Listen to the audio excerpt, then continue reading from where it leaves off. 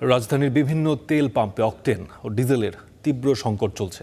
কোথাও কোথাও পাম্প পুরোপুরি বন্ধ, আবার যেসব পাম্পে সামান্য তেল পাওয়া যাচ্ছে সেখানেও দীর্ঘ লাইনে দাঁড়িয়ে থাকতে হচ্ছে চালকদের।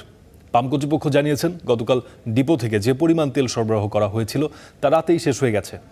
তাদের দাবি, চাহিদার তুলনায় ডিপোগুলো থেকে পর্যাপ্ত তেল সরবরাহ না পাওয়ায় এই সংকট তৈরি হয়েছে। তেল না পেয়ে ভোগান্তিতে পড়েছেন সাধারণ চালকরা। মোটরসাইকেল সহ বিভিন্ন যানবাহনের চালকরা এক পাম্প থেকে আরেক পাম্পে ঘুরছেন, তবুও মিলছে না কাঙ্ক্ষিত জ্বালানি।